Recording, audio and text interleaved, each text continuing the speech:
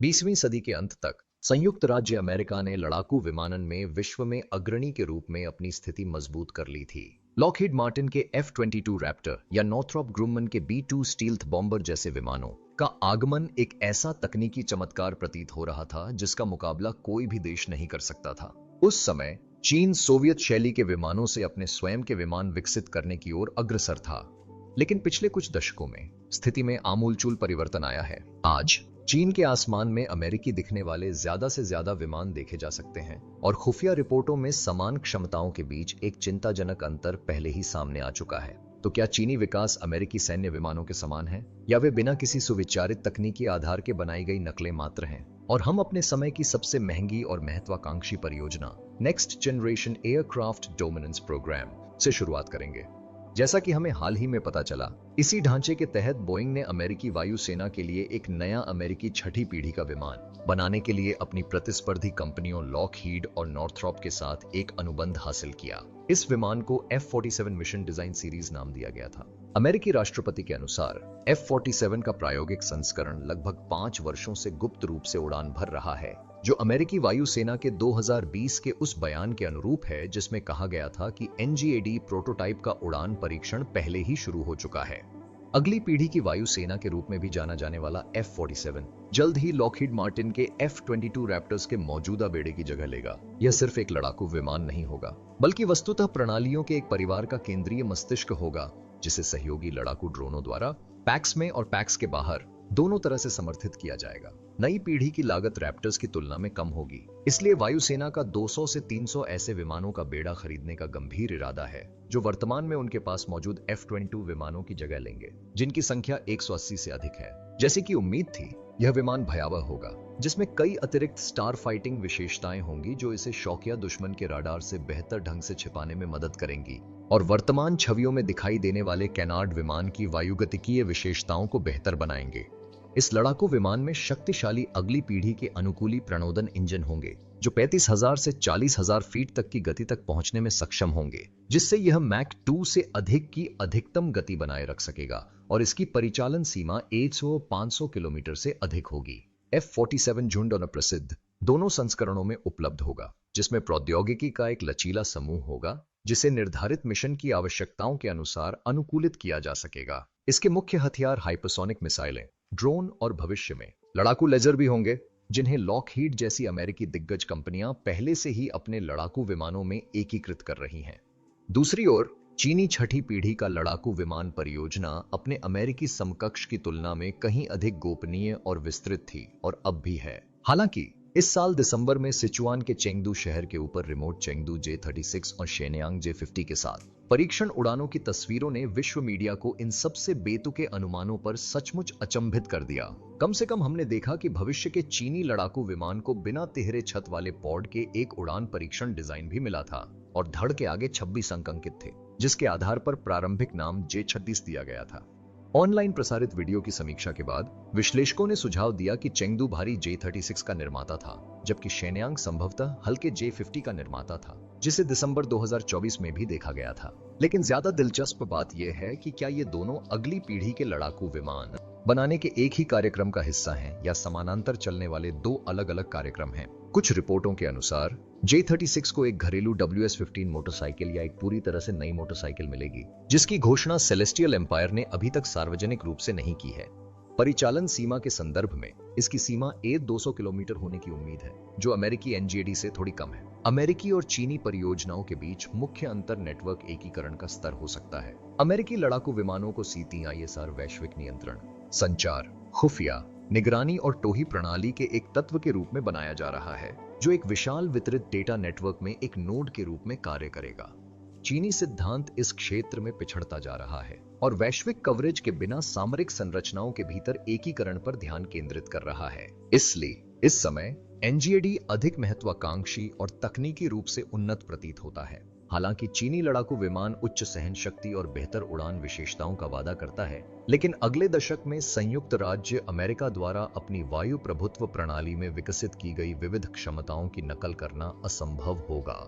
अमेरिकी वायुसेना और नौसेना के लिए बहुमिशन लड़ाकू वाहनों के निर्माण में एक और महत्वपूर्ण मील का पत्थर लॉकहीड मार्टिन का 5वीं पीढ़ी का F-35 लाइटनिंग IY था, जिसने 2022 में 8000 विमानों के उत्पादन का मील का पत्थर हासिल किया। किसी भी कार्य के लिए अनुकूल होने और बिजली की गति से दुश्मन पर हमला करने की अपनी अविश्वसनीय क्षमता के कारण यह लड़ाकू विमान कई अमेरिकी सहयोगियों के लिए सबसे वांछित उत्पाद बन गया है। F-35 के निर्माताओं ने उन्नत एवियोनिक्स और सेंसर के संयोजन पर जोर दिया, जिससे उच्च स्तर की स्थितिजन्य जागरूकता और लक्ष्य पर प्रभावशाली आक्रमण की एक श्रृंखला प्रदान की गई। लाइटनिंग आईडीयू के निर्माण में लॉकहीड टीम के लिए सबसे बड़ी चुनौतियों में से एक मिशन सिस्टम सॉफ्टवेयर था। यहां तक कि अंतिम से पहले वाले ब्लॉक 3F अपडेट में भी पहले से ही 8.6 मिलियन से ज्यादा कोड लाइनें थीं। सबसे हालिया ब्लॉक 4 की तुलना में इसके लिए refresh 3 aircraft integration technology package की एयर हीटिंग क्षमता में 50% की वृद्धि की आवश्यकता थी, जिसमें बढ़ी हुई प्रोसेसिंग जरूरतों के साथ साथ इंजन अपग्रेड के लिए एक नया डिस्प्ले, मुख्य प्रोसेसर और मेमोरी मॉड्यूल शामिल हैं। भविष्य में यह NGAD और CCA ड्रोन के साथ मिलकर भी काम करेगा, जबकि लॉकहीड अपनी 5वीं पीढ़ी पर काम कर रहा है और F-35 को पिछली पीढ़ी की लागत के 50% पर बोइंग के भविष्य के F-47 की 80% कार्यक्षमता देने का प्रयास कर रहा है। हालांकि चीनी J-35, जिसे J-31 और FZ-31 के नाम से भी जाना जाता है, सेलेस्टियल साम्राज्य द्वारा एक प्रतिस्पर्धी बहु-मिशन स्टारफाइटर बनाने का प्रयास है, जो न केवल हवाई लक्ष्यों को नष्ट करने में सक्षम है, बल्कि दुश्मन के जमीनी लक्ष्यों पर भी वार कर सकता है। Nanjing research institute of electronics technology द्वारा विकसित इसका KLJ-7A रडार F-35 पर स्थापित अमेरिकी APG-81 रडार के समान है और इसका head mounted display system British BAE systems द्वारा निर्मित F-35 के समान है। सितंबर 2030 में चीन ने J-36 एयरलिफ्टर के लिए मूल रूप से डिजाइन किए गए जमीनी संस्करण के पहले लड़ाकू संस्करण की घोषणा की, जिसे J-35A नाम दिया गया, जिसमें एक अलग सीट और लैंडिंग गियर डिजाइन था। अपने ही बनाए जेट-20 चेंगडू की तरह J-25 शेनयांग भी घोटालों का शिकार रहा। 2013 में रक्षा खरीद प्रमुख फ्रैंक केंडल ने सीनेट को बताया कि चीनी हैकरों द्वारा F-35 और J फाइटर कार्यक्रम से चुराए गए डेटा ने अमेरिकी प्रतिस्पर्धियों को अपनी 5वीं पीढ़ी की युद्ध परियोजनाओं को गति देने में मदद की। J-35 और F-35 के बीच समानताओं को नजरअंदाज करना मुश्किल नहीं है, क्योंकि उनके आयाम, कार्यक्षमता और सीट संरचना समान है। हालांकि J-35 में रडार ब्लर को कम करने के लिए लंबी नाक के साथ लो एंगल डिजाइन का इस्तेमाल किया गया है, लेकिन इसकी तकनीक F-35 से कम कई साल पीछे है। आखिरकार चीनी विमान अभी भी पारंपरिक रडार पर निर्भर है और इसमें लाइटनिंग आई जैसा उन्नत सेंसर एकीकरण नहीं है। इसलिए अमेरिकी लड़ाकू विमान की तुलना में J-33 की मारक क्षमताएं स्पष्ट रूप से सीमित हैं। आइए इराक, सीरिया और अफगानिस्तान में F-35 को मिले वास्तविक युद्ध अनुभव को न भूलें। अभी तक J-35 का अनुभव केवल परीक्षणों तक ही सीमित है। अनुभव की बात करें तो अपने करियर के दौरान पहला स्टेरॉयड संचालित लड़ाकू विमान F-22 रैप्टर न केवल एक पीढ़ी का रॉकस्टार बन गया, बल्कि संयुक्त राज्य अमेरिका के सबसे गुप्त सैन्य रहस्यों में से एक भी बन गया। गुप्त तकनीकों की सुरक्षा के लिए संघीय कानून द्वारा इसके निर्यात पर प्रतिबंध लगाना यूं ही नहीं था। इस उपकरण का आकार स्टेरॉयड और वायुगतिकी का प्रतीक है, जिसकी सूक्ष्मतम बारीकियों पर बारीकी से विचार किया गया है। इसका सपाट आकार और पैनल वाले किनारे संरेखित हैं और इसकी सतहों में रडार के हस्तक्षेप को कम करने के लिए एक सतत वक्रता है। और इसके 2 Pratt and Whitney F-119 PW100 turbofan engine, जिनमें आफ्टरबर्नर लगे हैं, किसी भी आधुनिक लड़ाकू इंजन से ज्यादा थ्रस्ट उत्पन्न करने में सक्षम हैं। प्रत्येक का लगभग 35,000 पाउंड, जिससे आफ्टरबर्नर की आवश्यकता के बिना भी सुपर क्रूज गति प्राप्त की जा सकती है। हाल ही में रैप्टर उन तकनीकों का परीक्षण केंद्र बन गया है जिन्हें अमेरिकी वायुसेना 6ठी पीढ़ी के लड़ाकू विमानों में शामिल करने का इरादा रखती है। इसलिए 2021 में हमने इसे पहली बार एक अजीब धातु की परत के साथ देखा, जो इसकी बाहरी त्वचा के अधिकांश हिस्से पर फैली हुई है। और F-22 के हालिया अपडेट की सूची में हमने न केवल नए सेंसर और एंटेना के एकीकरण को देखा, बल्कि नए हथियारों को भी देखा। मैक 5 की अधिकतम गति वाली हवा से हवा में मार करने वाली मिसाइलें, लॉकहीड द्वारा विकसित AIM-260 joint advanced tactical missile JADAM।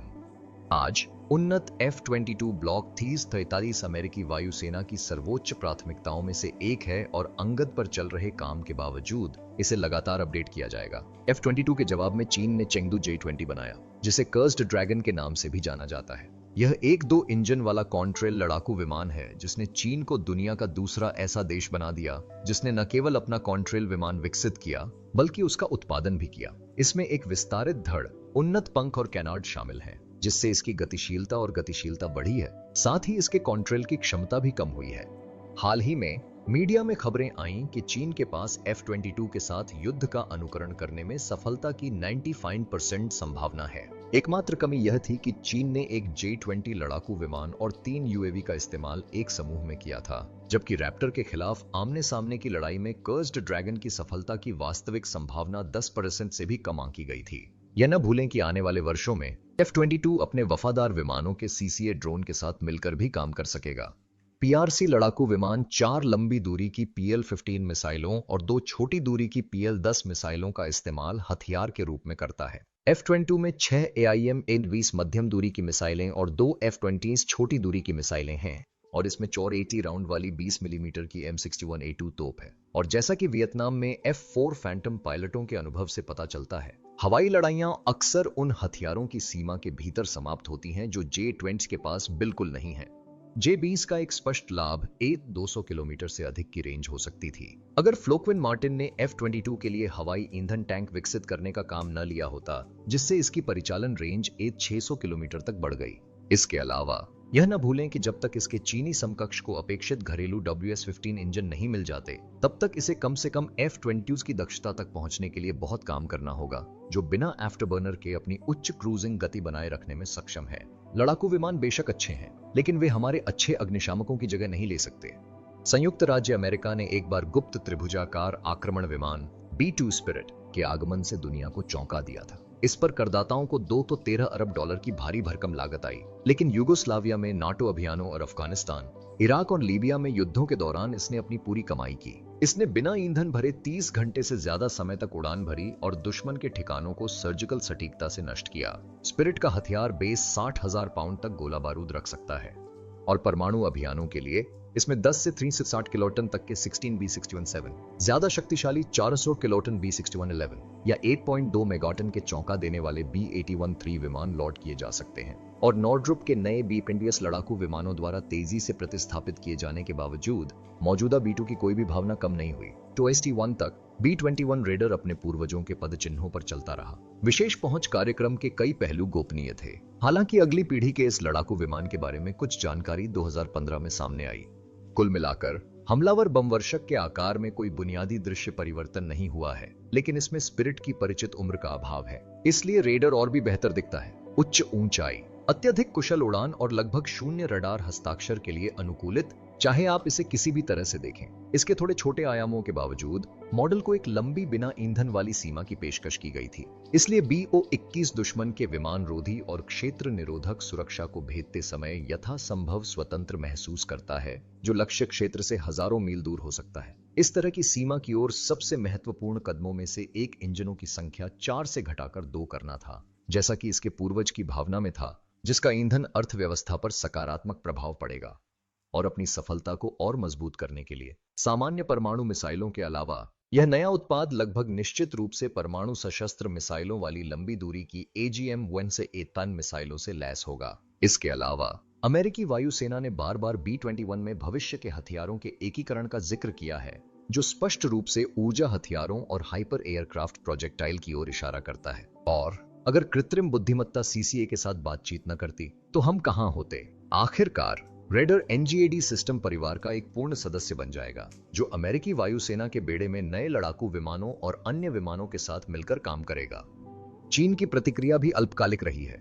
हम बात कर रहे हैं Xianesh-20 की, जो पीपल्स लिबरेशन एयर फोर्स का सबसोनिक स्टार फाइटर है, जो चीन द्वारा विकसित पहला समर्पित रणनीतिक फायर फाइटर होगा। B-21 रेडर की तरह इस चीनी विमान को भी एक उड़ने वाले विमान के रूप में डिजाइन किया गया है, जिसमें स्टार फाइटिंग पर जोर दिया गया है और बिना ईंधन भरे ज्यादा से ज्यादा दूरी तक पहुंचने की कोशिश की गई है। पश्चिमी प्रशांत और दूसरी द्वीप श्रृंखला को कवर करने के लिए 200 किलोमीटर से ज्यादा की दूरी तय की जाएगी। इसके अलावा दूसरी द्वीप श्रृंखला में न केवल जापान और इंडोनेशिया के बीच से गुजरने वाली सीमा के पश्चिम में पश्चिमी प्रशांत क्षेत्र शामिल है, बल्कि गुआम का संयुक्त राज्य अमेरिका का क्षेत्र भी शामिल है। लेकिन पुराने B-2 स्पिरिट की 600 व 900 किलोमीटर की परिचालन सीमा को देखते हुए यह संभावना नहीं है कि संयुक्त राज्य अमेरिका नए B-21 रेडर में 6000 किलोमीटर से कम की दूरी तय करने की कोशिश करेगा। मार्च 2024 तक चीनी अग्निशामक विमान अपनी पहली उड़ान पूरी नहीं कर पाया था, जबकि B-21 ने नवंबर 2023 में अपनी पहली परीक्षण उड़ान शुरू की। और सितंबर 2024 तक अमेरिकी वायुसेना के पास उड़ान भरने के लिए एक नहीं बल्कि 3 अग्निशामक विमान तैयार थे। चीन के प्रदर्शन को देखते हुए विमान निर्माण में देश के प्रयासों की निंदा करना शायद मूर्खता होगी, लेकिन युद्ध अनुभव और चीनी विमानों की तकनीकी परिपक्वता के मामले में अमेरिकी लड़ाकू विमानों के स्तर तक पहुंचने के लिए अभी भी एक लंबा रास्ता तय करना है। आप क्या सोचते हैं? क्या अमेरिकी और चीनी उपकरण, जैसा कि हमने बताया, 2030 के दशक तक शक्ति में बराबर हो जाएंगे, या ये दोनों शक्तिशाली उपकरण अलग अलग हैं और प्रतिस्पर्धा करने के लिए नियत नहीं है? अपने प्रश्न कमेंट में साझा करें। एंड अगर आपको वीडियो पसंद आया तो कृपया लाइक करें, चैनल सब्सक्राइब करें और आज जैसा और कंटेंट पाने के लिए घंटी बजाएं। देखने के लिए धन्यवाद और हम आपसे अगली बार मिलेंगे।